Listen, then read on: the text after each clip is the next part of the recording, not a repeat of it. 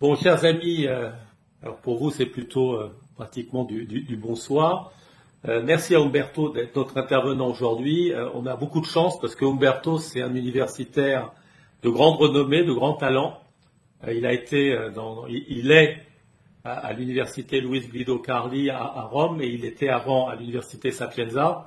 Et quand j'ai lu son CV officiel remis aux instances européennes, je constate effectivement qu'il a à son actif plus d'une centaine de publications sous toute forme, que ce soit des notes, des interventions, des exposés, des livres, enfin vraiment c'est très impressionnant.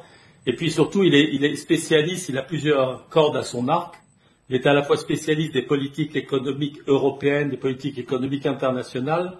Il est aussi spécialisé sur les économies méditerranéennes, mais aussi il a beaucoup travaillé sur les migrations, le développement. Et toute cette palette, et j'ai pas tout dit, font qu'il a été expert auprès d'un certain nombre d'organismes. Je ne les cite pas tous parce qu'il y en a trop, mais par exemple, expert auprès du Comité économique social européen, de la Commission européenne et d'autres organismes qui pourra éventuellement indiquer.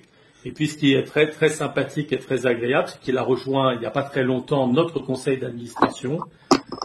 Et c'est une très bonne nouvelle pour toute l'association. En plus, il est extrêmement sympathique, cher Roberto, donc ça c'est toujours agréable. C'est toujours bien d'avoir une bonne ambiance générale et on te remercie pour l'exposé que tu as préparé pour ce soir. Merci beaucoup Philippe, merci. Je peux commencer? Ah, c'est à toi. C'est toi le chef maintenant. D'abord, merci encore une fois pour me donner la parole pour présenter quelques idées. Alors, dans ma présentation d'aujourd'hui sur le rôle de l'Union européenne au niveau international, j'analyse trois thèmes interdépendants.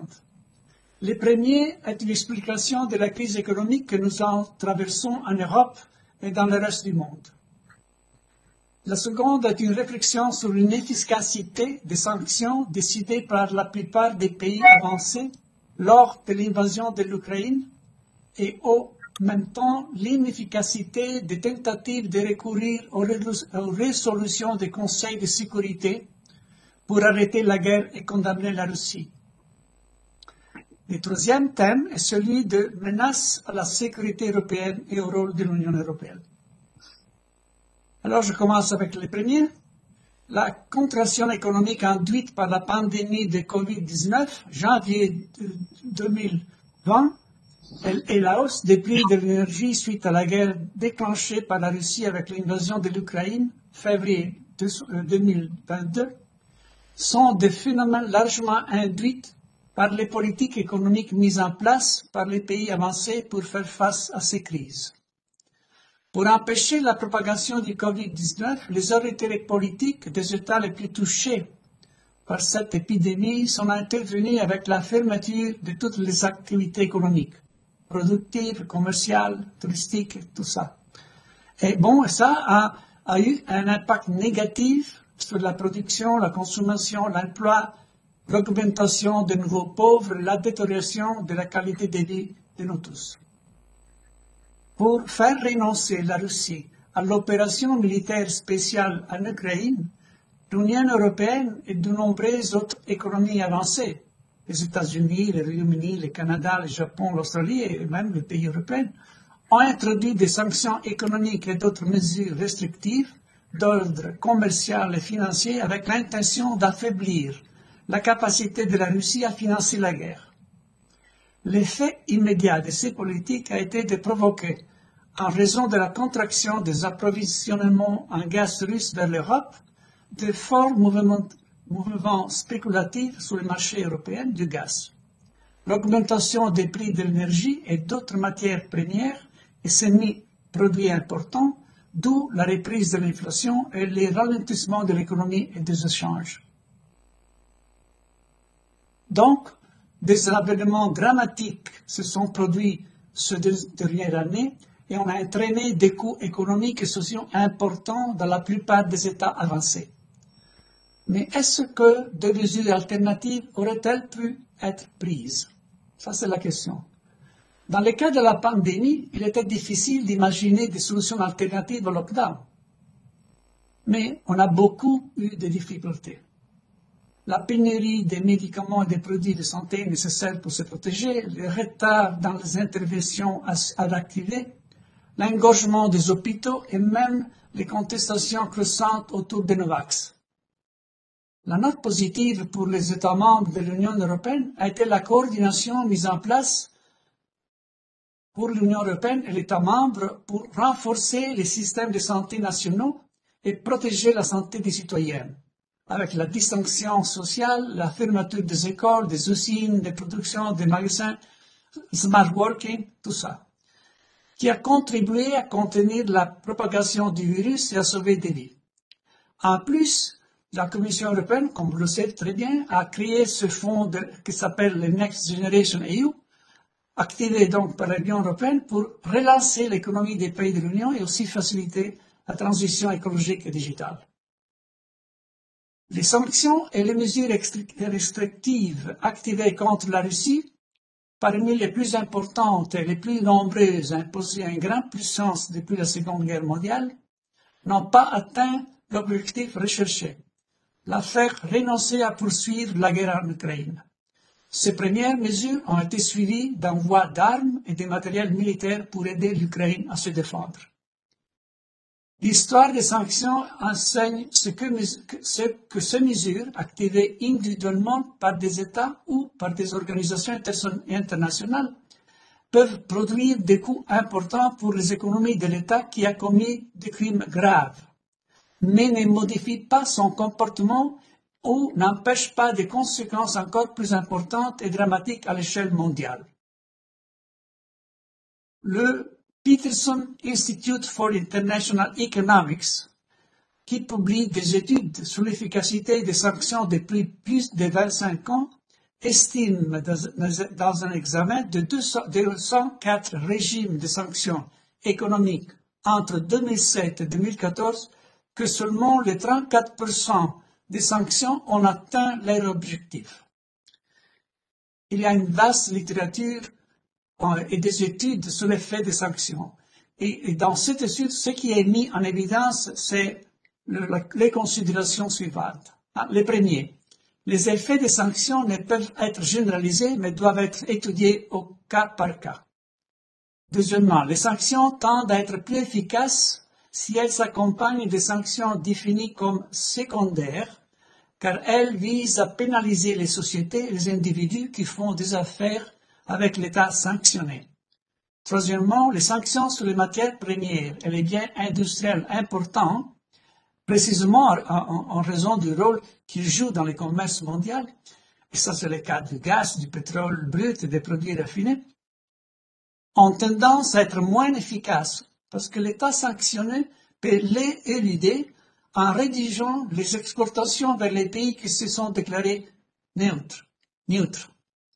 Quatrième, les sanctions économiques doivent être évaluées sur le long terme, mais l'allongement de l'horizon temporel accroît la difficulté d'estimer à la fois les risques d'effets indésirables sur la population civile, je pense à la pénurie des produits de première nécessité ou des médicaments, l'effondrement de la monnaie, la croissance des prix, l'augmentation de la pauvreté, et deuxièmement, les sanctions tendent à renforcer les États gouvernés par des régimes autocratiques et totalitaires. Alors, est-ce qu'on avait des alternatives pour arrêter l'invasion, prévenir les crimes commis par les troupes russes et éviter à l'Europe et à une grande partie du monde occidental les défis les plus sérieux à la stabilité économique, politique et militaire de ces dernières décennies? Eh bien, oui, il y avait une possibilité, c'est le recours à l'ONU et au Conseil de sécurité. L'invasion de l'Ukraine a représenté une violation flagrante de l'article 2, paragraphe 4 de la Charte des Nations Unies qui interdit l'usage de la force. Et les raisons évoquées par le président Poutine les jours de l'invasion pour justifier l'intervention armée, c'est-à-dire le recours à la légitime défense selon les dispositions de l'article 51 de la Charte des Nations Unies pour les crimes contre l'humanité commis par l'armée ukrainienne dans les Donbass, dans la région de Donbass. C'est la requête par Poutine pour les crimes contre l'humanité n'ont aucune base morale et légale, mais constitue une violation des normes internationales que tous les États membres des Nations Unies, dont la Russie, ont approuvées.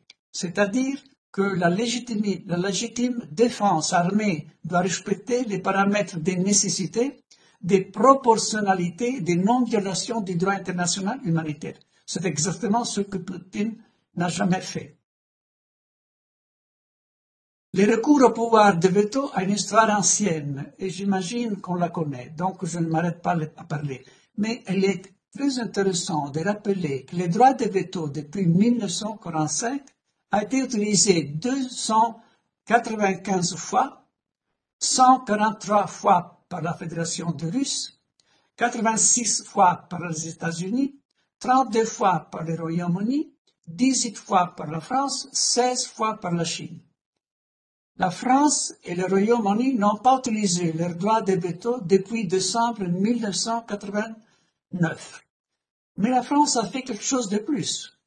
En 2013, elle a présenté une proposition pour un engagement volontaire et collectif de 5 membres permanents du Conseil de ne pas recourir au veto en cas d'actes manifestes d'atrocité de masse. Et en octobre 2015, le président de la République française, François Hollande, lors de la 70e Assemblée générale des Nations unies, a confirmé que la France ne recourrait plus au droit de veto dans les résolutions du Conseil de sécurité concernant les situations d'atrocité comme le génocide, les crimes contre l'humanité, les crimes de guerre à grande échelle. L'initiative de la France, menée conjointement avec le Mexique, a été soutenue par 106 pays membres des Nations unies. Les recours aux résolutions du Conseil de sécurité, le seul organe habilité à décider du recours à la force dans les relations entre États, bien que dans les conditions précises ou autorisées comme le prévoit l'article 39 du chapitre 6 de la Charte, a donné, comme on le sait très bien, un résultat négatif. Il y a eu 4 résolutions du Conseil de sécurité qui ont été rejetées par le veto de la Russie.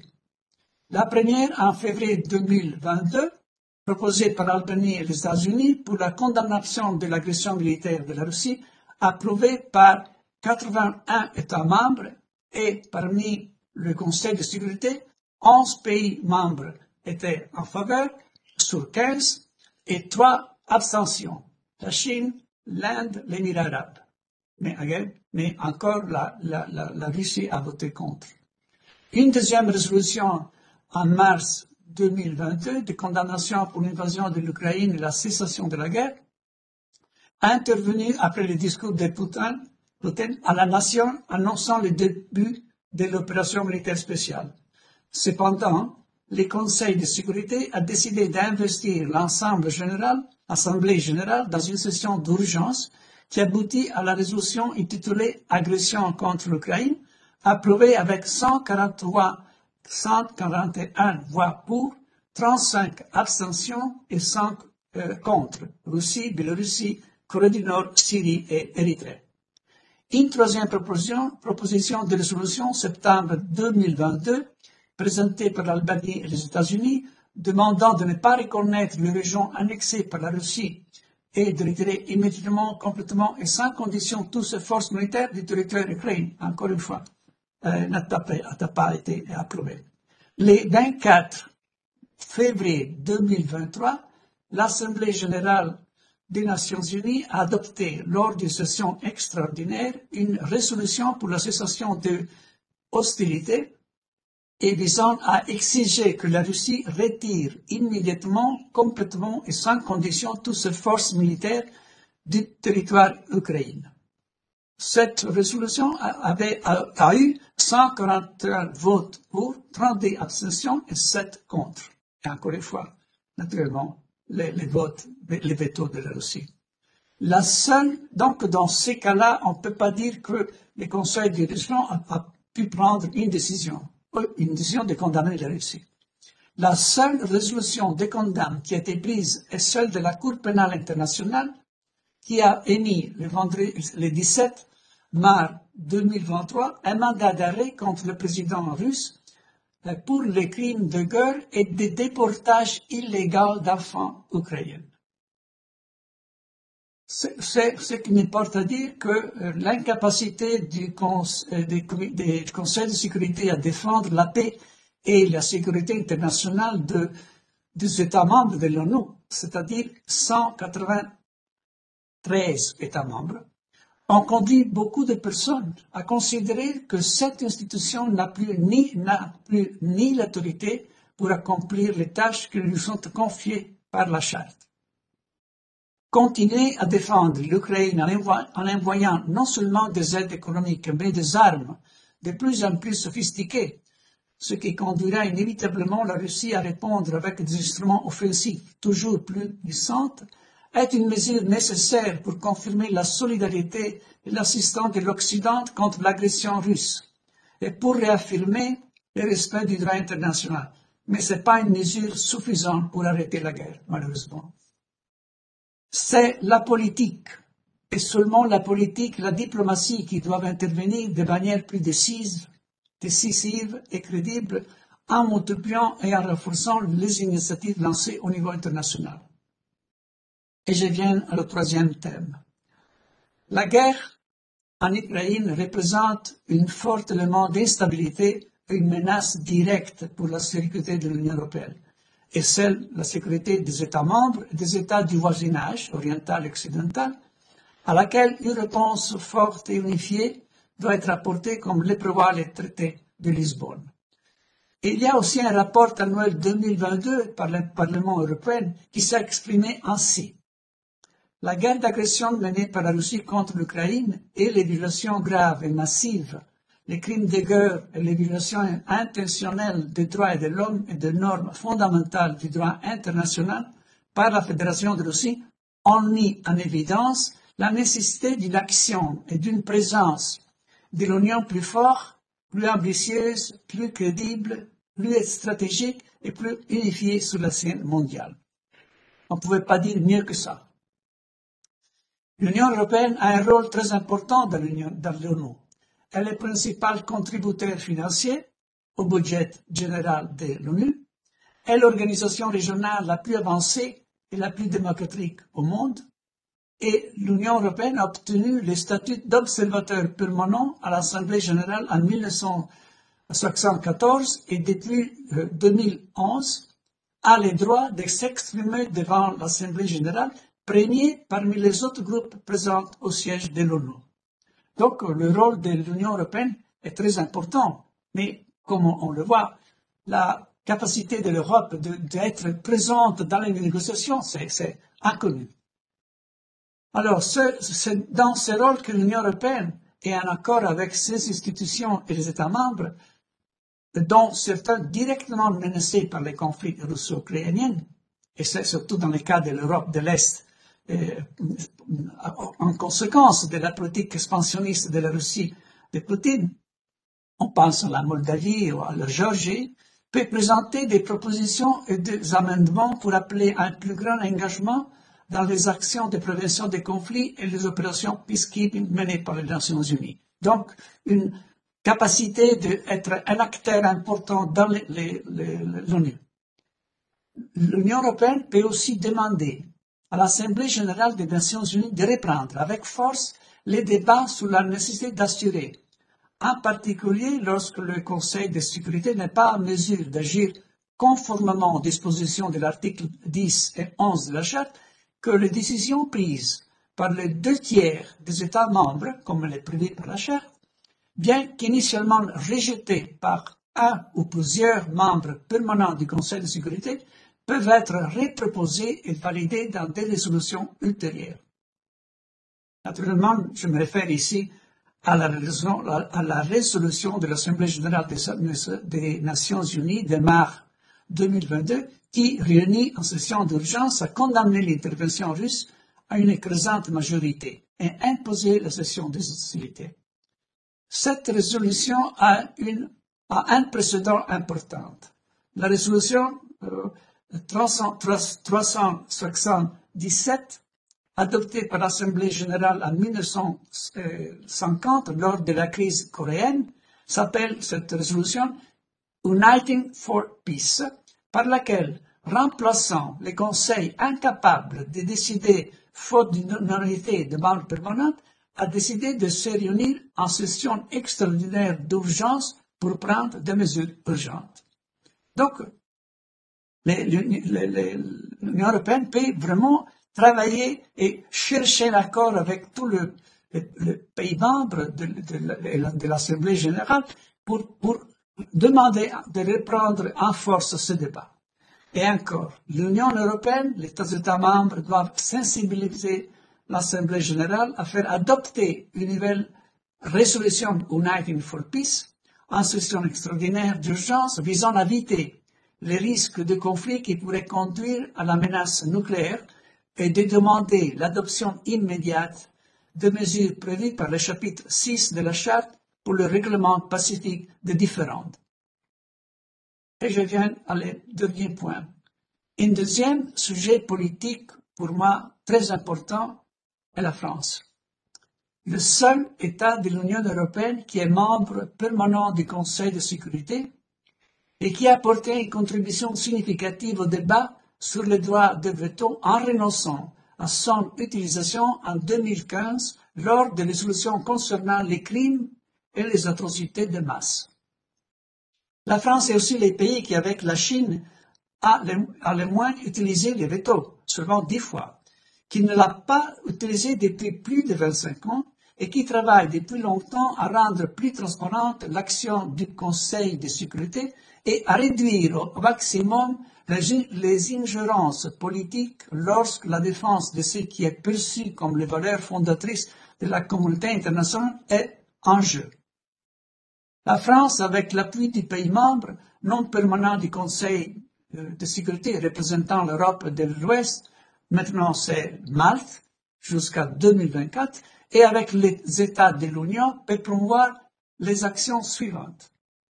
Favoriser la reprise des négociations entre les parties en conflit, mais proposant aussi la médiation des organisations internationales et des États qui ont fait la preuve de leur autorité et de leur neutralité. Mais aussi, il faut qu'on demande un éventuel élargissement des négociateurs aux pays qui se sont déclarés disponibles pour la médiation. Je pense à la Chine, à la Turquie et à l'Israël. Donc, ça c'est la première chose pour moi qu'on devrait faire. Deuxièmement, exercer son influence en tant que membre permanent du Conseil pour convenir avec les États-Unis et la Grande-Bretagne des actions à proposer au Conseil pour la condamnation des États membres qui ont commis des actes d'agression ou de violence, ou de violation de la paix, ou des actions contraires aux principes de justice et de droit international. J'imagine que cette décision, cette requête par la France ne regarde pas la Russie, regarde tous les pays qui ont introduit des actions contraires à le droit international. Je pense maintenant à la mort de Mahsa Amini, je crois que vous le rappelez, une jeune femme de 22 ans arrêtée par la police en Iran, et je pense au voile imposé aux femmes en Iran et à leur combat pour la liberté. Je ne comprends pas parce que on n'a rien dit et on ne prend pas de décision sur ce problème. La dernière chose que je pense peut être très intéressant à imaginer, c'est promouvoir des initiatives permettant de dialoguer avec le peuple russe et de communiquer la solidarité de la population européenne en faveur des solutions diplomatiques pouvant conduire à la fin de la guerre et aux retraites de toutes les sanctions. Je dois ajouter ici que j'ai eu une expérience très intéressante de 3 ans à Saint-Pétersbourg et que la Russe que j'ai connue n'est pas comme Poutine. Dans ma mémoire et dans mon éducation résonne la musique de Russe. Tchaïkovski, Rimsky-Korsakov, Baroudine, Stravinsky, Prokofiev, Tchestakovitch, et les lectures des auteurs russes que je commençais à lire quand j'avais 16 ans. Gogol, Dostoïevski, Pushkin, Tolstoï, Tchekhov, Nabokov, Solzhenitsyn. Je crois que c'est aussi une décision qu'il faut prendre. On ne doit pas laisser la population russe sous seule en face d'une d'un régime autocritique comme celle de Poutine.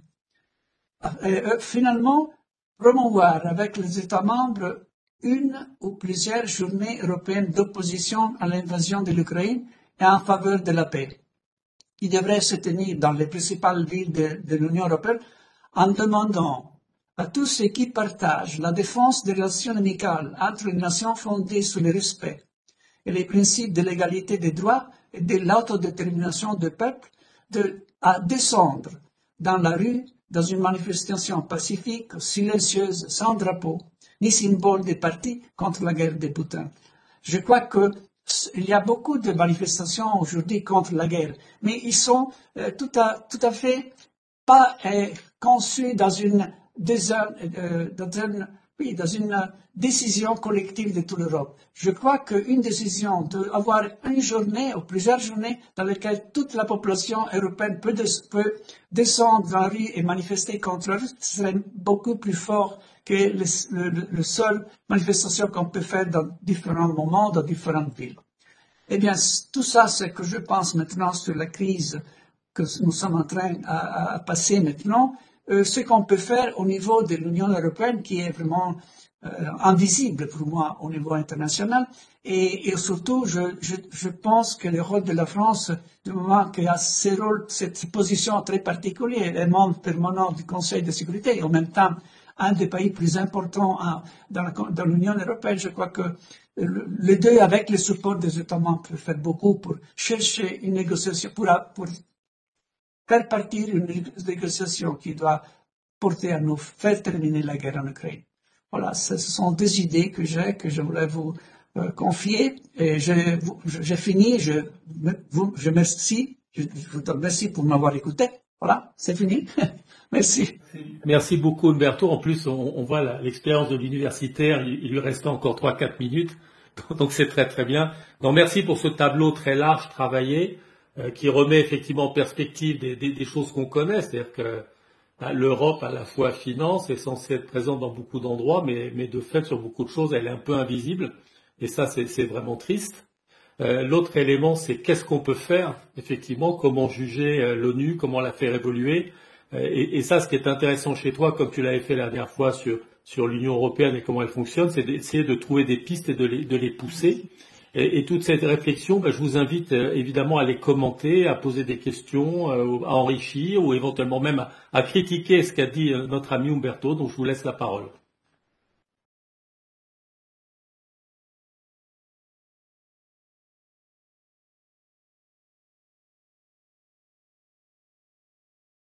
Bon, je vais distribuer la parole alors. Bon, Nicole, comme on t'a pas vu depuis longtemps, on serait heureux de t'entendre un peu, avec plaisir.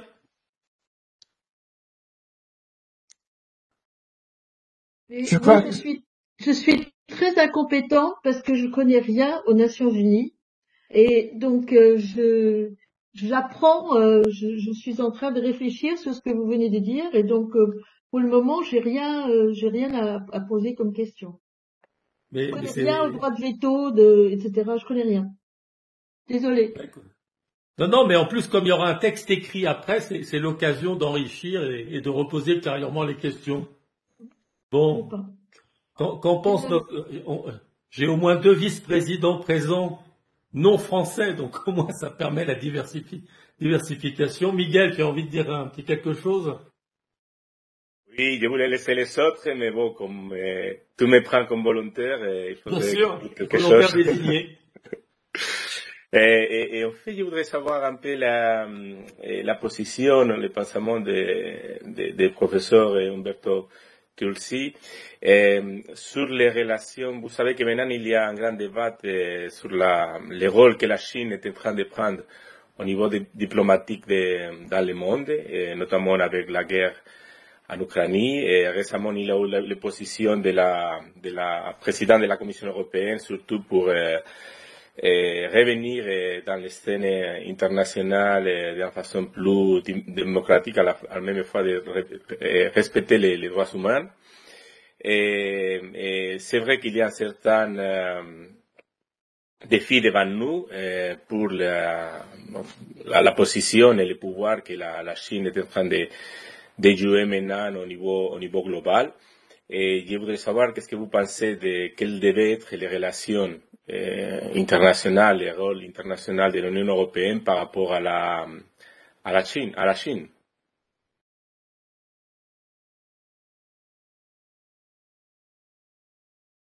Je dois répondre maintenant. Oui, vas-y, je crois que c'est mieux. Alors, d'abord, merci Miguel.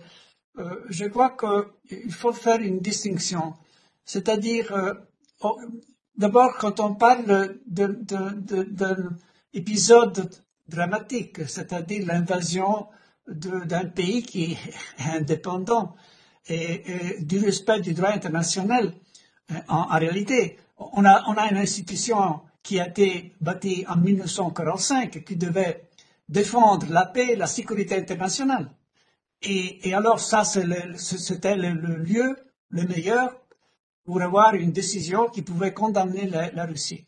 Donc, on le sait très bien qu'on ne peut pas avoir une résolution parce que les 5, et surtout comme on a vu la Russie, c'est l'État qui a plus fait l'usage du droit de veto.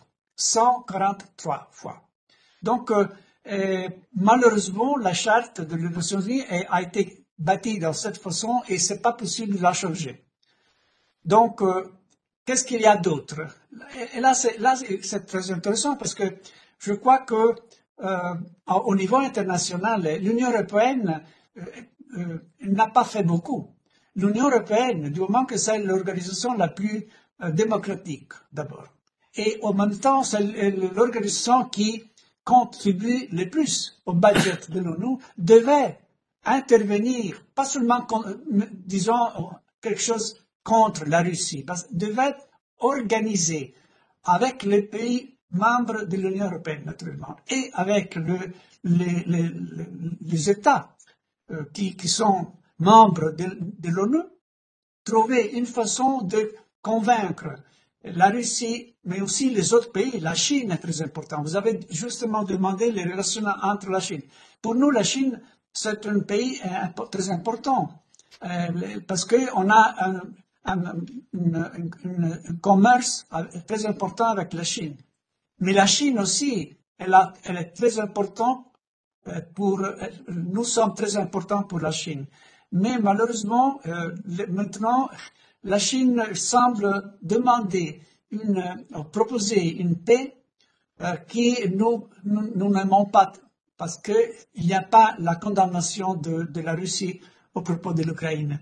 Mais ça, c'est seulement le commencement. Il faut quand même essayer de trouver des façons, des activités, des initiatives dans l'Assemblée générale pour convaincre à reprendre les discours sur la possibilité d'avoir une autre discussion sur l'urgence de mesures contre la Russie. Et c'est possible, parce que, comme je l'ai dit, ça a été décidé aussi des autres fois, donc c'est possible d'accélérer les processus de résolution de le Conseil de sécurité. Et en même temps, la France, qui est le seul pays européen qui est membre du Conseil de sécurité, peut vraiment donner un grand input dans cette direction. Donc, je crois que on peut imaginer pas seulement une initiative, mais des initiatives qui peuvent être gérées par l'Union européenne, des initiatives qui peuvent être produites par les pays membres de l'Union européenne, qui sont membres des Nations unies, des initiatives qui peuvent être suggérées par l'Assemblée générale et des initiatives qui peuvent être prises au niveau national. On doit imaginer une stratégie globale dans laquelle on prend des responsabilités de tous les pays qui sont contre la paix, qui sont à faveur de la paix et du droit international, et trouver un élément commun pour essayer de convaincre les pays qui ont donné démonstration d'être impartials et surtout d'être contraires à la guerre, et de trouver une façon de convaincre la Russie à accepter une négociation, surtout avec certains pays. Peut-être l'Union européenne, mais je crois surtout les pays qui se sont démontrés qui est intéressés à négocier avec la Russie. C'est la Chine, la Turquie, Israël, mais d'autres pays aussi. Donc, on ne peut pas parler seulement d'une action. On doit imaginer une stratégie. Ça, c'est une action que l'Union européenne doit faire. Jusqu'à maintenant, il y a seulement eu des manifestations d'opposition. Dans les niveaux internationaux, c'est rien ça. La vraie force de l'Europe, c'est de commencer à organiser des manifestations, des actions globales conçues ensemble avec les pays membres et aussi avec les pays dont l'Assemblée générale des Nations unies qui ont la même idée sur cette stratégie. C'est ça qu'il faut commencer à faire. Oui, merci. Vous ne croyez pas que c'est un peu compliqué quand, disons, l'Union européenne n'a pas vraiment de compétences en matière de défense et en matière aussi par exemple, de relations extérieures, que ça soit l'Union européenne, parce que finalement c'est un rôle des pays et c'est ça le grand dilemma qu'on a toujours, que l'Union européenne comme telle, peut-être elle n'a pas assez de force parce qu'à la fin, il y a les pays qui peuvent suivre et qui vont pas suivre. Il y a aussi les pays qui ont des intérêts spécifiques par rapport à certains pays. Par exemple, maintenant, on est en train de négocier avec la Chine, mais comme médiateur, la Chine est très intelligente aussi parce qu'elle est en train de se mettre là au milieu comme médiateur pour aussi, je crois, nettoyer un peu son image au niveau global. Mais chaque pays, à la fin, a une relation différente avec tous ces pays. On ne travaille pas ensemble parce que c'est le ministère extérieur de chaque pays qui va prendre position d'une façon à l'autre selon les intérêts de ses propres pays. Ça, c'est peut-être un peu le problème et le paradoxe qu'on a en Europe. Oui, ça c'est vrai, vous avez raison. C'est vrai, mais quand même, je pense que l'Union européenne n'a pas fait suffisant des initiatives avec l'accord des pays membres. C'est vrai que les ministères de l'étranger, ce sont des fonctions exercées par les pays membres et pas par la communauté, par l'Union européenne. Mais quand même, on pouvait essayer d'avoir une stratégie commune, parce que c'est l'intérêt de tous. Ce que j'ai vu démontrer dans mon discours aujourd'hui, c'est que les conséquences économiques que nous sommes en train de payer sont les résultats des politiques économiques qui ont été décises par les pays en face de la crise. Mais on a vu que cette politique n'a pas donné de résultats. Donc il faut chercher quelque chose d'autre. Il faut chercher quelque chose d'autre. Et je crois que la seule initiative qui peut avoir un peu de succès, c'est essayer d'avoir une stratégie accordée avec la cohésion des pays membres, avec l'acceptation des pays membres, pour essayer de changer même l'opinion de ceux pays qui ont voté sans manifester leur disagreement. Je me rappelle la parole en français, le disagreement. Le désaccord. Les accords avec la Russie ou avec l'invasion. Donc, il faut faire beaucoup plus que ça. Moi, j'ai lu, et ça me déplaît beaucoup ça. J'ai lu les discours que les ministres de l'étranger de l'Europe, on l'appelle pas comme ça naturellement, mais qui a fait à l'Assemblée générale, c'est seulement des mots de condamnation de la guerre en Ukraine. Mais il n'y a pas un mot pour définir une stratégie qui doit, comme je vais essayer à dire, de prendre et d'avoir des idées en commun avec les pays membres et qui sont en même temps pays membres des Nations Unies pour proposer à l'Assemblée générale une autre résolution qui peut être acceptée, mais même si la Russie va voter avec le veto non, ce qui est très important, c'est de confirmer l'agrégation des intérêts et des stratégies des pays membres. Autrement, on ne peut pas rien faire. On laisse que les choses et attention, les pays qui financent le plus la guerre en Ukraine à défendre ou à aider la défense de l'Ukraine, c'est les États-Unis, pas l'Europe. Donc, encore une fois, on laisse qu'il y a un autre pays qui est de l'autre part de l'océan à aider un pays européen, pas nous. Et ça, je ne crois pas que c'est la solution meilleure. C'est nous, c'est l'Europe qui doit trouver une nouvelle façon de répondre à la guerre en Ukraine. C'est pas facile, je sais très bien, mais il faut se battre. Je veux pas donner, c'est rarement mon rôle, un élément d'optimisme, même si là c'est pas la politique de l'Union européenne en tant que telle, mais quand les conseils européens se sont réunis en urgence, il y a quand même eu la capacité de décider très rapidement d'un boycott du pétrole ou du gaz russe avec toutes les conséquences économiques que ça a, et quand on regarde sur l'Allemagne, c'est quand même très impressionnant. L'idée qu'on puisse quand même donner des fonds très rapidement d'urgence à l'Ukraine, y compris se mettre en commun pour acheter des équipements militaires, et y compris aider indirectement ou directement à la formation des militaires ukrainiens. Je pense que s'il y a quelques années on aurait dit ça, on aurait dit qu'on était complètement en train de rêver. Voilà, donc je pense que quand même il y a une capacité par rapport à l'actualité qui est forte, y compris avec beaucoup de dirigeants européens. Ça a démarré, je pense, avec la pandémie, où on pensait qu'il n'y ait pas non plus de compétences communautaires, et on s'est rendu compte très rapidement qu'effectivement, la réaction à tout niveau, c'est-à-dire des instances européennes, nationales liées avec elles, la coordination des industriels, fait qu'en très peu de temps, d'importateurs de vaccins, on est devenu exportateurs nets, et avec des doses extrêmes, et dans des coordinations européennes avec des vitesses qu'on n'avait jamais vues en Europe. Enfin, là, je parle sous le contrôle de notre ami universitaire. Donc ça c'est des points intéressants. Est-ce que quelqu'un d'autre aimerait poser une question ou faire un commentaire? Yevhen avait levé la main. Non, Livani, il a mis un pouce. Je le remercie. Il a mis un pouce pour dire que je pense qu'il est assez d'accord avec ce que j'ai dit.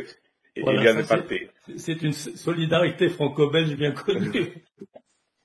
Sophie, à toi. Oui, juste une réaction. Donc merci Umberto pour cet exposé très complet. Alors c'est vrai que comme Nicole sur le sujet international, je suis pas très compétente, mais ce que j'ai vraiment beaucoup apprécié, c'est cet élan de dire bon, l'Europe sur la défense, elle est pas faite, mais il y a un rôle à jouer, et sûrement les peuples européens ont un rôle à jouer. Je retiens l'idée de journée européenne. La journée européenne, elle est bientôt. Est-ce que ce thème, alors chaque journée européenne, on déploie beaucoup d'énergie à reparler des valeurs européennes, d'où vient l'Europe, comment elle s'est constituée, des choses comme ça. Mais demain, elle est comment? Qu'est-ce qu'on en fait et qu'est-ce qu'on veut? Et justement, par rapport à ce conflit, Poutine, comment réagir? Donc, je trouve que c'est vraiment intéressant sur ces journées. Je ne sais pas comment faire, mais je trouve que c'est une bonne idée. Qu'en tout cas, l'Europe puisse prendre le drapeau de la paix, le montrer toujours plus. Je suis d'accord aussi que le fait de faire valoir les démocraties aujourd'hui, ça paraît aussi, ça devient de plus en plus compliqué. Dans l'Asie, personne n'en parle, donc moi ça me chiffonne de voir effectivement la Chine ou des pays plus proches aussi, comme Israël, qui serait cité comme des pays disponibles pour la médiation. Ils sont quand même pas très exemplaires, ou pas du tout exemplaires là-dessus. Donc l'autre question, c'est ça, c'est comment retrouver de la médiation. Comment aujourd'hui on renoue du dialogue. Mais je crois que la question se pose pas seulement en Europe, puisqu'elle se pose en France tout particulièrement en ce moment. Donc les moyens d'action, en tout cas, il faut pouvoir utiliser tous les médias, toutes les idées qui mettent en valeur la paix. On n'en entend plus parler aujourd'hui. On parle de la guerre. Oui. On parle-t-on de la paix? Réaction d'Umberto. D'abord, merci beaucoup, Sophie. Je suis tout à fait d'accord avec toi. Malheureusement, jusqu'à maintenant, la réaction de la communauté européenne, à mon avis, a été très faible. Je crois qu'au contraire, il faudrait parler plus de cette situation, de la motivation qui a amené la Russie à envahir l'Ukraine. Et en ce propos, je demande à Philippe de faire circuler mon écrit, parce que naturellement, moi j'ai fait un résumé, j'espère qu'il était assez clair, mais j'écris beaucoup plus que ça. Donc, c'est bien de commencer à parler de choses qu'on est en train de discuter aujourd'hui. Je pense qu'on ne peut pas laisser seule la Russie. Ça, c'est une erreur, parce que après 20 ans d'autocratie, même de contrôle total de Poutine pour toutes les activités économiques, politiques, sociales, médias, même les juges, la justice a été sous le contrôle de Poutine. Donc, mais la Russie, pour ce que je dis, et même pour mon éducation, c'est pas celle-là. J'ai passé 3 années à Saint-Pétersbourg et j'ai connu des autres Russes. Peut-être les 20 ans du gouvernement de Poutine ont changé quelque chose, mais les jeunes, non. Non, je ne crois pas ça, mais même les vieux. Peut-être l'oligarchie, yes. L'oligarchie, oui, c'est possible, mais pas tout le. Donc, il faudrait avoir le soutien de la communauté européenne. Et la manifestation, dans un jour, de millions de personnes qui ont la même idée. Ils vont sauver la paix, la sécurité internationale, aller dans les rues, sans avoir des partis derrière eux, mais seulement la conscience qu'on veut sauver l'Europe, on veut sauver la défense du droit international et de la paix. Et ce serait une manifestation formidable. Je me permets de dire que si la France allait proposer aux partenaires européens, c'est plus fort que des autres pays. Pour la raison que je dis avant, la France est le seul pays qui en même temps est membre permanent du Conseil, et vous savez qu'il y a seulement 5 pays qui sont membres permanents, et en même temps, elle est un pays très fort et très important en Europe. La deuxième chose que vous avez, donc il faut maintenir un dialogue. Il faut maintenir un dialogue.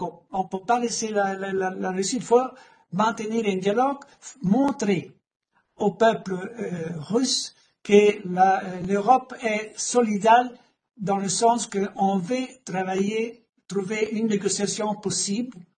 Il faut des compromis, naturellement, mais il faut travailler pour des négociations et je crois qu'il faut aussi aider la Chine. Vous savez maintenant qu'il y a beaucoup des acteurs politiques très importants qui sont en train d'aller en Chine pour parler de la paix. Donc, c'est quelque chose qui est en train de marcher. J'espère qu'à la fin de ce voyage, de tous ces figures politiques très importantes, on arrivera à une proposition de négociation. Mais donc, le dialogue, c'est très important. Et je crois que si on commence à parler un peu plus souvent de tout ce qu'on a discuté aujourd'hui, il y a, je termine, Sylvie, avec je rappelle que l'organisation de l'OECD, qui est à Paris, c'est une grande institution très importante pour le développement. Mais l'OECD a fait un rapport dans lequel il a dit que les coûts pour l'économie mondiale de cette guerre est plus grand de 3 000 milliards de dollars. Tu comprends? Et on est tout comme ça, on est tout en train de souffrir les conséquences économiques de cette guerre. Mais qu'est-ce qu'on fait vraiment pour devenir des participants à cette résolution, participants dans les manifestations dans les rues? Je trouve, mais même dans mon pays, on fait rien pour ça. Et je suis convaincu que les manifestations de la population européenne pour montrer la solidarité, pour montrer l'idée de défendre la paix et la sécurité internationale, ce serait un point important pour la négociation. Parfait, merci. Je crois que Zachary a une question à poser. Oui, bonsoir professeur. Est-ce que vous pensez que même si les Occidentaux n'avaient pas fait de sanctions contre Poutine, malgré la guerre, ils auraient continué à nous vendre du gaz sans modifier les conditions de l'échange en termes de prix et de quantité? Pouvez-vous Oui, admettons que l'Occident n'ait jamais fait de sanctions face à la Russie. Est-ce qu'on aurait pu garder des liens économiques stables et durables? Alors, quand on parle de sanctions contre la Russie, c'est possible, mais je crois que c'est pas une décision très efficace.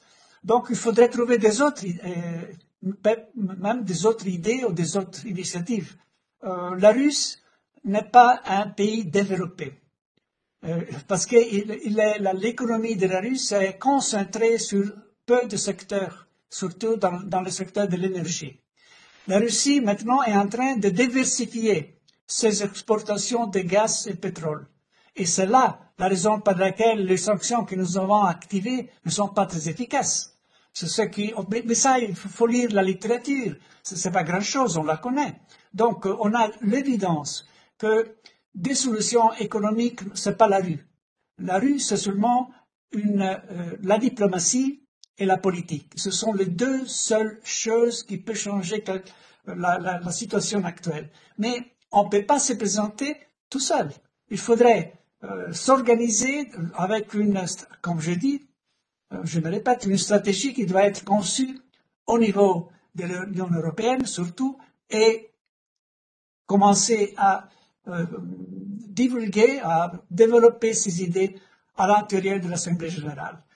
Les pays membres de l'Assemblée générale sont 193. Donc, il y en a beaucoup qui n'ont pas voté, qui se sont déclarés comme des pays neutres. Donc, ça ne marche pas, ça. Parce que l'ONU, c'est la plus importante organisation internationale au monde. Mais elle ne marche pas très bien. Il y a beaucoup de difficultés pour faire approuver des résolutions. Donc, je crois que même dans le secteur économique, on devrait changer l'idée.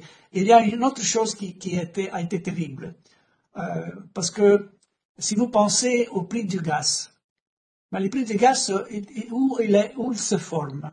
Eh bien, pas dans les pays qui importent et exportent le pétrole. Le prix du gaz est déterminé en Europe par le marché qui est en Hollande. Et ça mais la quantité de produits vendus ou achetés est très limitée en raison si on le paragone avec toutes les importations et exportations qui voient les pays membres contacter directement les fournisseurs russes. Donc, il y a des contradictions en économie terribles.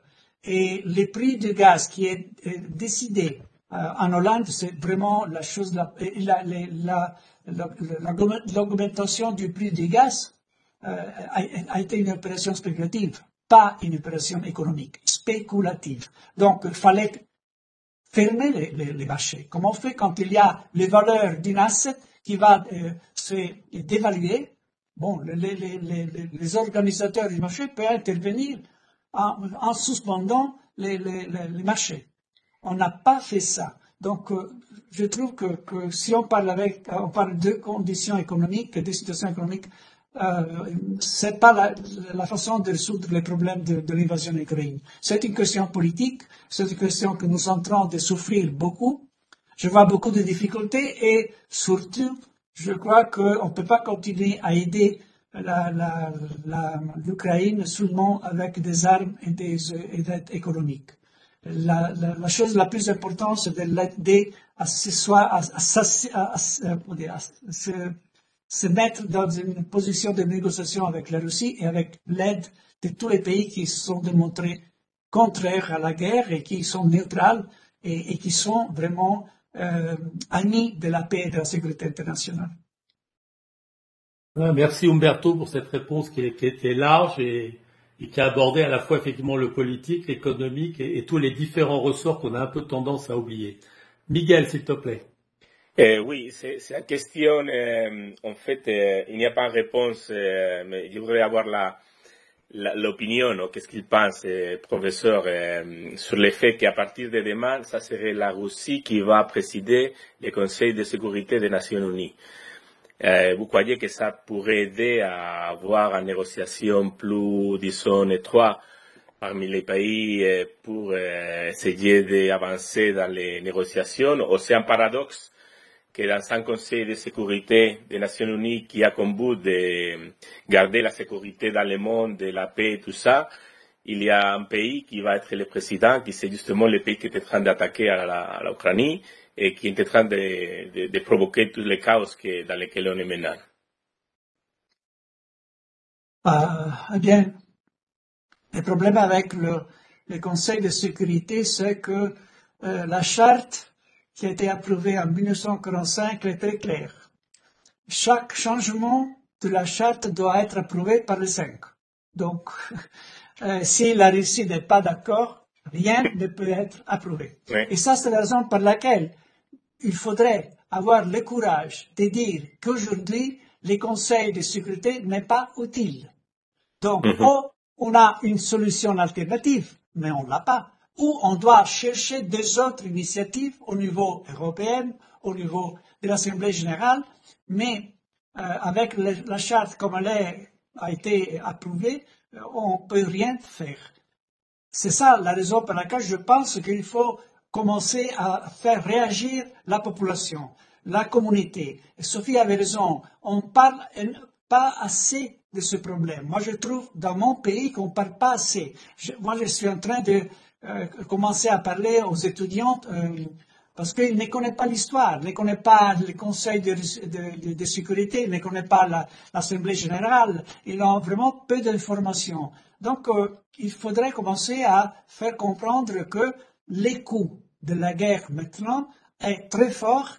Nous sommes en train de payer quelque chose qui vraiment nous empêche de destiner les ressources que nous avons pour l'emploi, pour les jeunes, pour les infrastructures, pour la modernité, pour la technologie. Parce qu'on est en train de payer un coût qui provient d'avoir de la réduction des importations de gaz de la Russie. C'est ridicule. C'est vraiment, je sais pas, c'est ridicule, c'est la chose meilleure à dire, mais pour moi, que je suis un économiste, c'est pas un choix positif, c'est pas un bénéfice pour la communauté internationale et pour la communauté européenne surtout, qui paye plus que les autres. Merci. Ouais. Au fait, Sophie, tu n'es pas spécialiste du Conseil de sécurité, mais tu es spécialiste du gaz. Tu as une remarque à faire.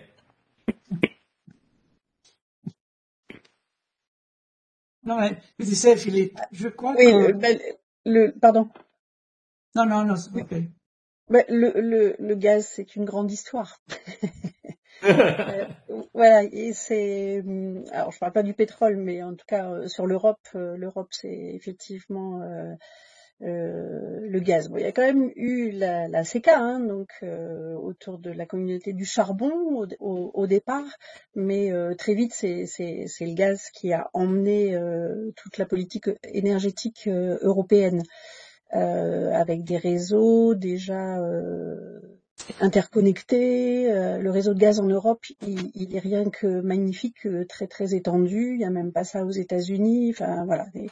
Donc ensuite étendu vers la Méditerranée, vers le Moyen-Orient, des choses comme ça. Aujourd'hui, c'est avec des navires méthaniers à travers le monde entier. Donc effectivement, comme tu disais Umberto, il y a des hubs un peu partout, et pour nous c'est plutôt aux Pays-Bas, mais c'est quand même une des industries de l'énergie qui, pour moi, est la plus alors pas libre, mais cohérente. C'est pas du tout commercial comme le pétrole, c'est pas du tout politique du 100% politique comme le nucléaire. Donc c'est ce qui permet en fait un bel équilibre. Mais voilà, dès qu'il y a un Poutine qui vient justement faire un bras de fer et puis déséquilibrer, on danse un peu d'un truc à l'autre. Est-ce que c'est l'économie qui va l'emporter? Mais je suis d'accord en fait, hein, le gaz russe n'est qu'une partie de l'économie du gaz dans le monde. Maintenant, c'est plus que c'était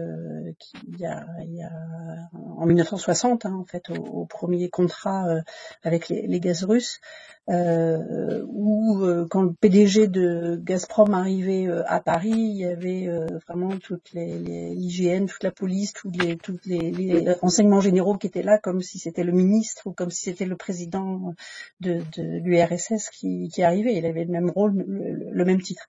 Bon, aujourd'hui, on n'est plus dans cette cas de figure, et c'est là encore ce que Poutine idolâtre et aimerait revenir à ce statut-là. Bon, maintenant, c'est terminé. Donc voilà, c'est vrai que le gaz, c'est en soi une histoire qui a accompagné l'histoire politique d'Europe et l'histoire économique de l'Europe. Et demain, ça peut changer, voilà, s'il n'y a plus de gaz, enfin, parce qu'il faut faire maintenant du gaz vert. Donc voilà, le gaz naturel aujourd'hui est quand même une énergie fossile à qui, petit à petit, il faut dire au revoir. Mais on ne peut pas dire au revoir à Poutine tout de suite. On ne dit pas encore au revoir à Sophie, on redonne la parole à Umberto. Oui, Sylvie, je suis tout à fait d'accord, encore une fois. Moi, je crois que la Commission, l'Union européenne est en retard sur deux questions surtout. La première, c'est comme tu as dit, la dépendance énergétique. On sait bien que les 40% de notre nécessité viennent des importations de la Russie. Donc, dans toutes ces années, c'était pour nous très confortable, très bien, à importer le gaz à un prix très bas. On n'a rien fait pour bâtir une politique commune de l'énergie, qui serait la seule chose qu'il fallait faire, c'est-à-dire d'acheter le gaz ou le pétrole, pas tout seul, chaque pays par soi-même, mais ensemble, parce que ça s'appelle l'économie d'échelle, donc on pourrait épargner beaucoup d'argent. Deuxièmement, on n'a fait rien pour avoir une politique de la défense.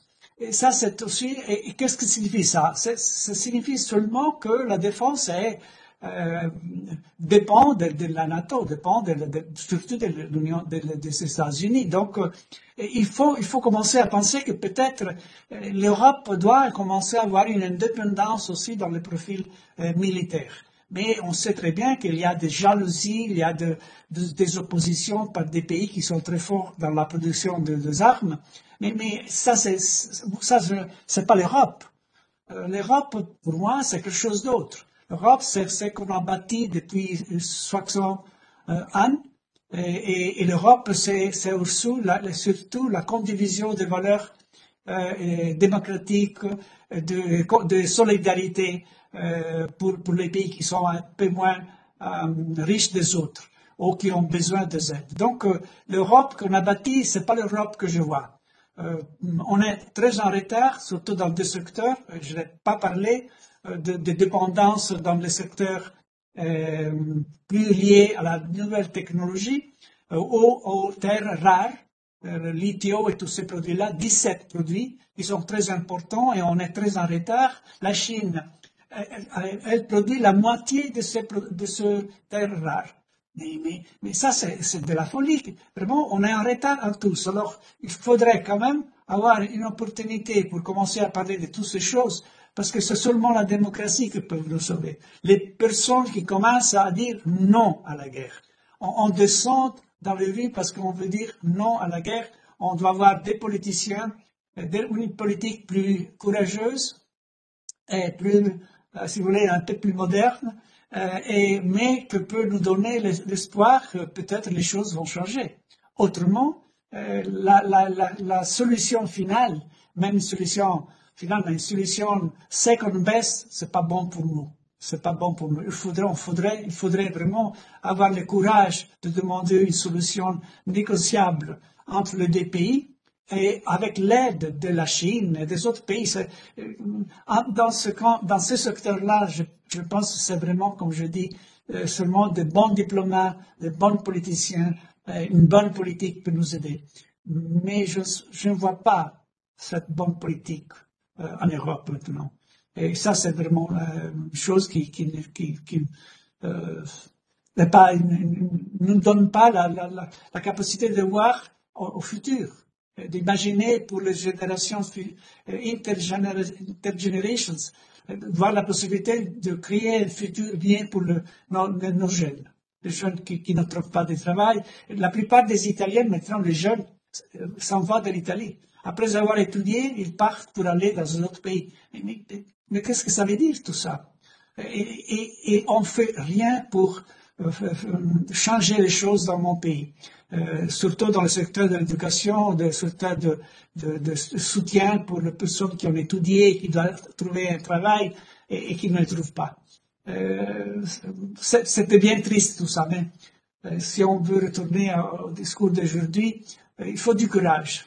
L'Europe n'a pas de courage maintenant.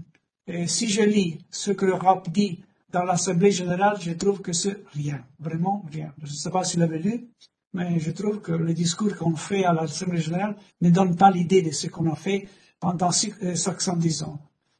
Et ne donne pas l'idée d'une Europe qui veut combattre pour défendre ce qu'il a bâti pendant toutes ces années. Il faut du temps peut-être pour changer, mais il faut commencer maintenant à demander un changement très fort en Europe. Non, écoute, oui, vas-y Nicole, je ferai mes commentaires plus tard.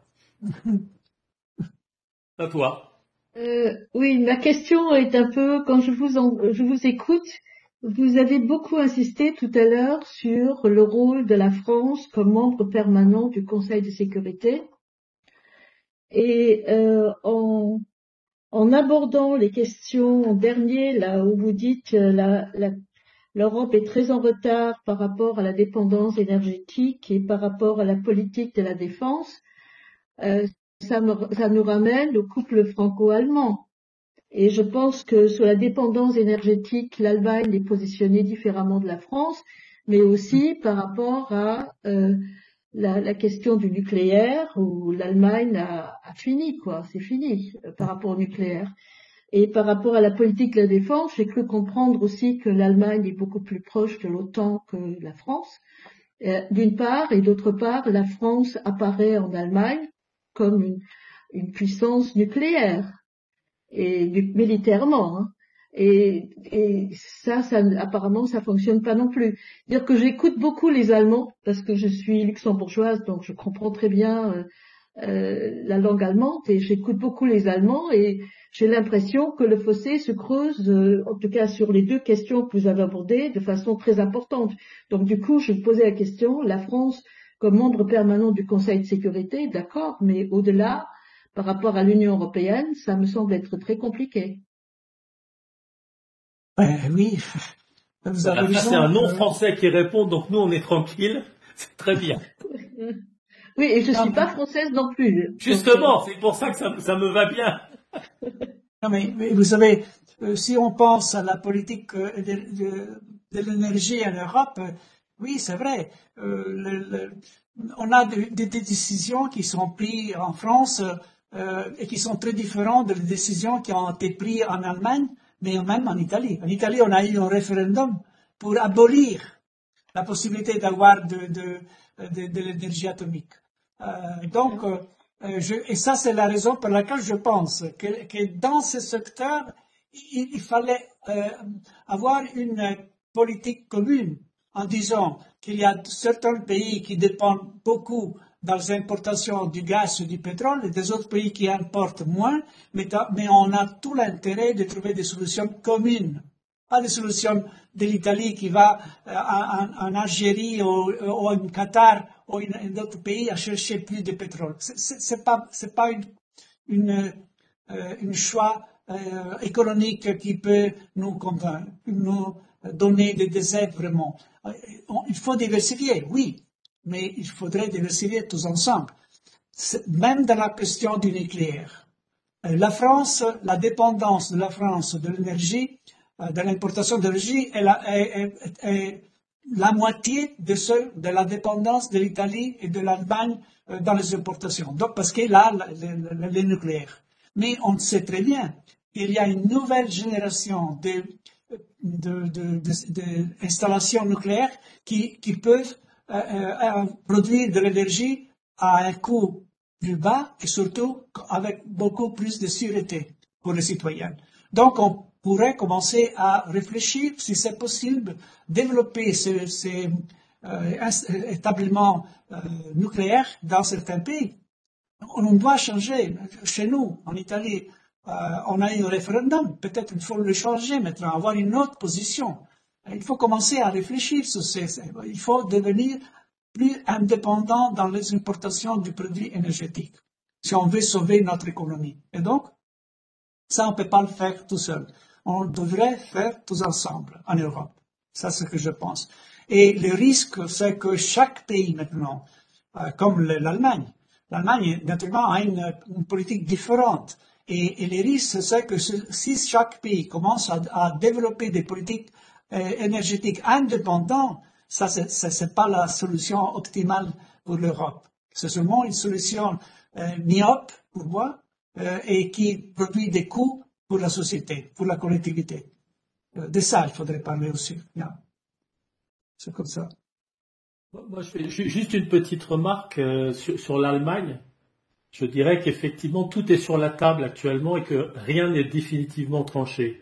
Ce qu'on a constaté, c'est une capacité d'adaptation de l'Allemagne dans les derniers articles et dossiers que j'ai pu lire, assez incroyable, à la fois au niveau reconvertir, comment faire des économies d'énergie, la capacité aussi de pouvoir recevoir ces fameux bateaux méthaniers alors qu'ils ne pouvaient pas historiquement, ils n'avaient pas de port et autres.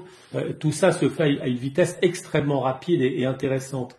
Le sujet derrière qui est historique, c'est qu'effectivement l'Allemagne c'était le bras armé des États-Unis et de l'OTAN pour l'Europe et qu'il y a une grosse évolution dans les 15 dernières années sur ce sujet, que les rapports avec les États-Unis, et merci à M. Trump, mais ça avait démarré déjà un petit peu avant avec les cas d'espionnage de la chancelière Merkel, font que les Allemands se sont rendus compte que leur base militaire était très faible et que l'autonomie de stratégie de l'industrie de l'armement était vraiment en danger.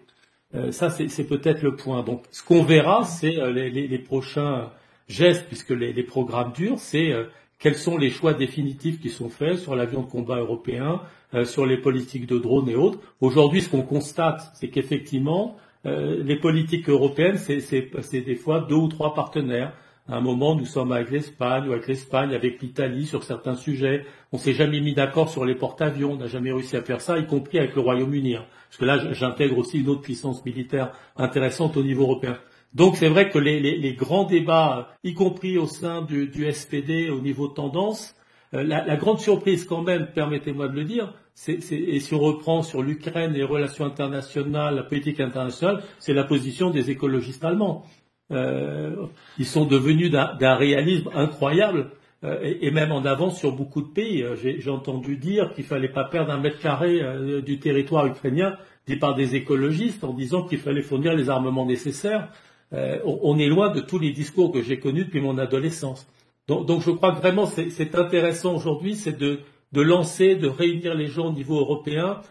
Cette capacité quand même à prendre des décisions rapides, y compris en mettant la pression sur des pays comme la Hongrie ou d'autres, j'ai trouvé ça quand même assez remarquable. Maintenant, il faut aller, effectivement, on ne peut pas être que contre, il faut amener des choses pour et rappeler les grandes valeurs, comme le disait Sophie tout à l'heure, et rapporté aussi par Umberto. Oui, oui, c'est vrai, mais tu vois qu'il y a une liaison entre ce que je commençais à parler la première fois, c'est-à-dire aujourd'hui, tu as raison, on devrait avoir la capacité de prendre des décisions rapides dans des secteurs qui sont très importants, la défense, l'énergie, l'industrie et tout ça, les terres rares, etc. Mais on sait bien qu'on n'est pas 27 pays qui ont la même idée. Et on ne peut pas continuer à décider si quelqu'un peut dire tout le temps non, je ne suis pas d'accord. Donc, les liens, c'est exactement ce que je dis la première fois. Il faut commencer à étudier la possibilité de créer une coopération renforcée. Parce que la coopération renforcée qui est dans les traités de l'Union européenne peut nous donner la possibilité, pour les 9 pays qui sont qui ont le même avis dans ces secteurs, de commencer à réfléchir ensemble comment bâtir une politique qui peut respecter les intérêts du pays et en même temps avoir la capacité de décider. Et la coopération renforcée, vraiment, c'est la réponse la plus immédiate qu'on peut commencer à développer. Mais je n'entends rien à ces propos, malheureusement. C'est vrai. Alors, juste, aujourd'hui, j'ai dit que j'étais optimiste, hein, devant témoin pour ceux qui me connaissent. Je crois qu'on bénéficie quand même du syndrome et des conséquences du Brexit. C'est-à-dire que même à l'unanimité, les Européens, à 27, ont réussi à tenir des positions face au Royaume-Uni, et ça, personne n'y croyait. Et les 3 ou 4 pays qui manifestaient le désir éventuellement de menace de quitter l'Union européenne, plus aucun n'en parle, bien au contraire, avec la peur soit de perdre les fonds européens, soit en étudiant concrètement la situation économique du Royaume-Uni aujourd'hui et toutes les difficultés politiques, économiques et sociales qui s'installent. La France n'est pas actuellement dans une situation sociale merveilleuse, mais je constate que le Royaume-Uni, c'est loin d'être mieux. Et que pour la première fois en Allemagne, il y a une grève massive des transporteurs et qu'il y a quand même des mouvements qui se développent un petit peu partout. Voilà. Donc les coopérations renforcées, c'était ton exposé de la dernière fois et le texte est toujours disponible et on voit qu'on peut faire des avancées. Sur certains aspects de la défense européenne, il y a des aspects de coopération avec des articles qui sont parus, y compris dans la Libre Belgique et autres, qui montrent qu'on peut faire des choses. Il y a même déjà des fonds à disposition sur des projets européens de défense. Donc c'est simplement de mettre la bonne échelle et qu'il y ait une meilleure conscience, j'allais dire, de tous les acteurs qui existent actuellement au niveau européen. Sinon, on va se faire littéralement bouffer. On a déjà du retard sur beaucoup de choses. Après, la décision politique, si vous me permettez de faire un petit point, il se trouve que le Mexique a découvert qu'il avait pas mal de lithium, donc de terres rares, et il a pris une décision contre l'avis des États-Unis de nationaliser son lithium. Voilà, ça veut dire que la décision politique peut encore exister. Il ne faut pas prendre des mauvaises décisions politiques, mais je veux dire, des décisions politiques peuvent avoir des conséquences extrêmement importantes sur tous ces aspects-là. Je suis d'accord, tu as raison. Bon, Zacharie, la jeunesse européenne là, qui est censée promouvoir l'avenir, qu'est-ce qu'elle pense de tout ça? Je crois que la jeunesse, comment dire, elle est déjà assez, de mon point de vue, de ce que je vois avec mes amis, assez stressée. Déjà la guerre en Ukraine, le Covid, mais plus généralement le réchauffement climatique. Et on se demande comment est-ce qu'on peut faire pour contrebalancer ces phénomènes. Je veux dire, aujourd'hui, Macron a fait un super plan de l'eau. Avant, on n'y avait jamais pensé. Maintenant, vous vous dites peut-être qu'en France, en 2050, l'eau deviendra une ressource rare.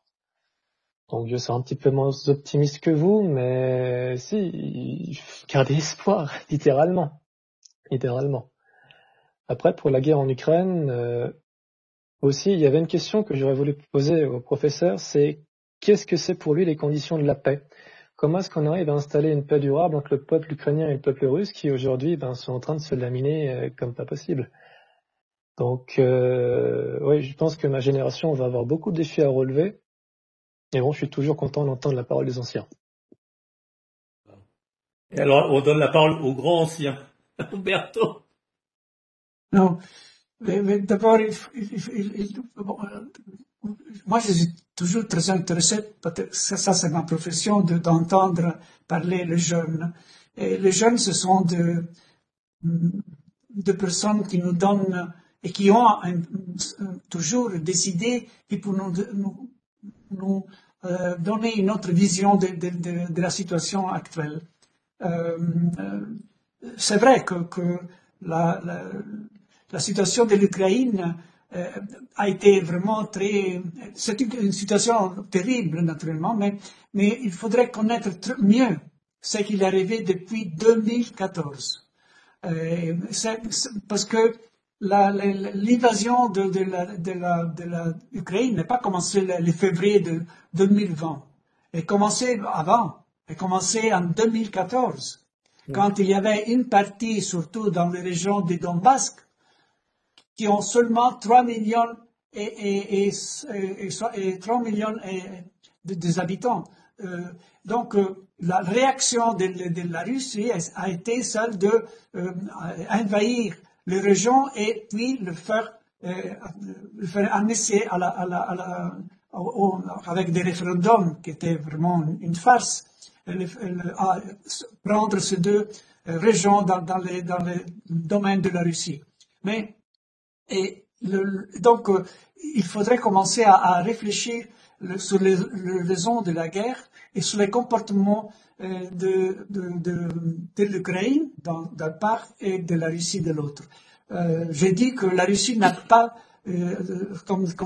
n'a pas eu vraiment raison parce qu'il y a eu cette décision de la Cour pénale internationale qui a condamné à l'arrêt Poutine. Donc, il a décidé que les actes de Poutine étaient contraires au droit international parce qu'il avait déporté les garçons, les petits garçons en Russe. Donc, ce qu'il est arrivé en Ukraine, c'est épouvantable. Et alors, on doit imaginer de trouver des solutions qui peuvent remettre en place les droits internationaux. On ne peut pas vivre sans le respect des règles internationales.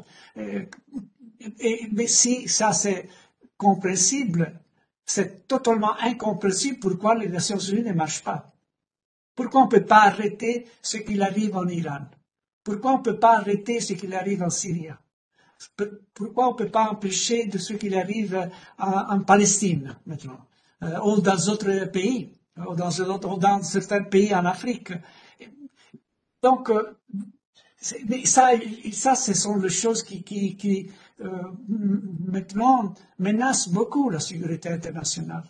On n'a pas la force de dire au pays, mais quelle est la raison pour laquelle vous êtes membre des Nations Unies si vous faites des actes qui sont contraires? Et on n'a pas la force de dire, votons. C'est un club très particulier, un club. Si tu ne peux pas respecter les règles du club, tu peux en partir. Mais on sait très bien qu'on ne peut pas le faire. Et parce que ceux qui sont dedans les conseils de sécurité ont les pouvoirs de contrôler toute la machine. Il faudrait aussi connaître la raison pour laquelle les États-Unis ont accepté d'être membres des Nations Unies, quand dans la Société des Nations qui existait il n'était pas membre, il n'avait pas accepté. Donc, il faut connaître tous ces événements. Autrement, on n'arrive pas à trouver une solution sur les Nations Unies. Mais l'Europe, ça oui, l'Europe doit faire beaucoup plus de ce qu'il a fait maintenant. Devrait avoir le courage de manifester plus, parce que et de trouver surtout des raisons pour décider avec le pays qui conduit cette idée, qui ont les mêmes idées. On n'a pas une situation dans laquelle on peut essayer une solution si les 27 sont si différentes, si on a deux positions très différentes. Mais si on peut réduire des 27 à 9, moi je crois qu'il y a des pays qui sont tout prêts, sont plus prêts à avoir une position commune dans beaucoup de secteurs. L'union bancaire, l'union fiscale, l'industrie, la défense, l'énergie et tout ça. Et la seule solution que nous avons maintenant, c'est de partir avec une solution, comme je dis plusieurs fois, avec une coopération un peu plus faible, si vous voulez, un peu plus, mais très fort, dans le sens que c'est une coopération décidée seulement par ceux qui ont les mêmes idées. Voilà, ça c'est l'espérance que j'ai, mais je suis peut-être un peu vieux, je voudrais voir de jeunes qui nous replacent, avec des idées, avec des études. Aujourd'hui, quand je pensais à cette présentation, je me suis dit, mais Umberto, qu'est-ce que tu sais faire? Moi, je sais faire seulement 3 choses. J'ai beaucoup d'amis qui sont beaucoup mieux que moi parce qu'ils font beaucoup de choses. Moi, je suis capable de faire 3 choses. Étudier, écrire, enseigner. Voilà, c'est tout ce que je fais.